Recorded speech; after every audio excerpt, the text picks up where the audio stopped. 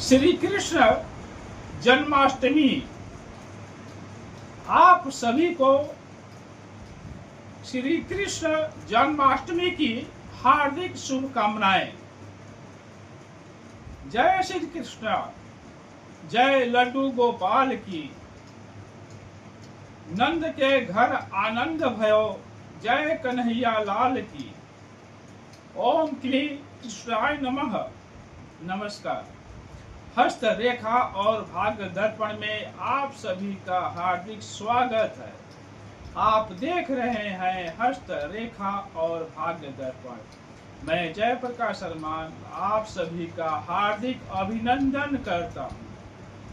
आज के इस वीडियो में श्री कृष्ण जन्माष्टमी के बारे में चर्चा करेंगे, कुछ समझने का विचार करेंगे और कोशिश करेंगे। श्री कृष्ण जन्माष्टमी क्यों मनाया जाता है और कब मनाया जाता है, इसके बारे में समझते हैं। भाद्रपद मास के कृष्ण पक्ष के अष्टमी तिथि को रोहिणी नक्षत्र में रात 12 बजे भगवान श्री कृष्ण का जन्म हुआ था। उस समय चंद्रमा वृषभ राशि में स्थित था और वह द्वापर युग था। यानी भाद्रपद मास के कृष्ण पक्ष के अष्टमी तिथि को रोहिणी नक्षत्र में रात 12 बजे भगवान श्री कृष्ण का जन्म हुआ था और द्वापर युग में जन्म हुआ था। उस समय चंद्रमा वृषभ राशि में स्थित था। भगवान श्री कृष्ण को विष्णु का 8वां अवतार माना जाता है। हिंदू धर्म में श्री कृष्ण जन्माष्टमी का विशेष महत्व है। देश भर में श्री कृष्ण जन्माष्टमी को विशेष उत्सव के साथ मनाया जाता है और आप जानते हैं कि विशेष करके मथुरा और वृंदावन में हर्षोल्लास के साथ श्री कृष्ण जन्माष्टमी को मनाया जाता है और सभी लोग इसका व्रत करते हैं।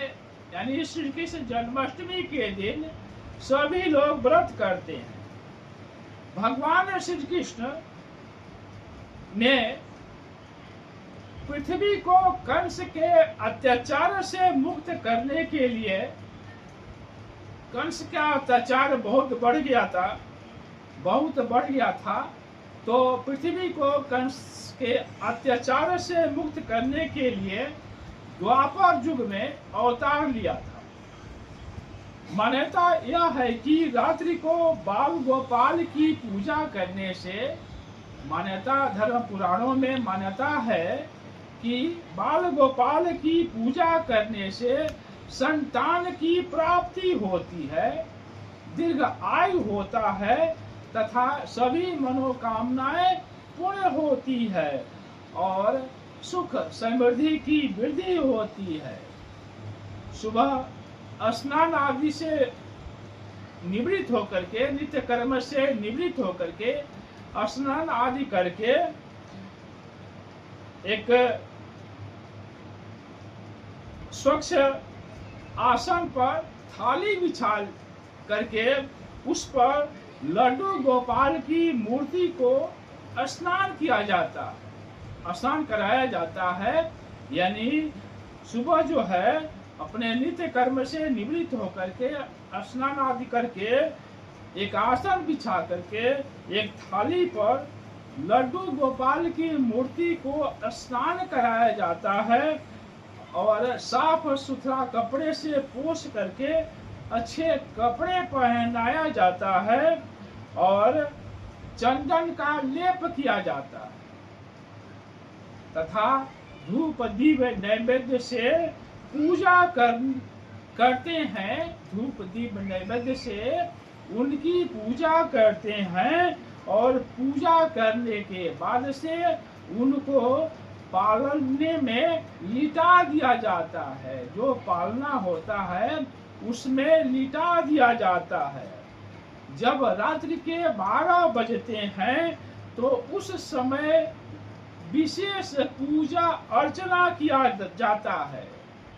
जल से स्नान कराया जाता है, पंचामृत से स्नान कराया जाता है, स्वच्छ कप और शुद्ध जल से स्नान कराया जाता है और स्वच्छ कपड़े पहनाया जाता है तथा लड्डू गोपाल को टीका लगाया जाता है। फूल माला आदि से सजा करके लड्डू गोपाल को फूल माला पहनाया जाता है। फूल माला चढ़ाते हैं, प्रसाद और फल भी चढ़ाते हैं तथा लड्डू गोपाल को माखन मिश्री बहुत पसंद है, इसलिए माखन मिश्री का भोग लगाते हैं तथा विशेष पूजा अर्चना करने के बाद क्षमा याचना करते हैं कि यदि पूजा अर्चना में कोई त्रुटि रह गई हो तो प्रभु हमको क्षमा करते हैं। यानी कोई पूजा अर्चना में कोई त्रुटि रह गई हो तो हे प्रभु आप क्षमा कीजिए। रात्रि में भजन कीर्तन करते हैं।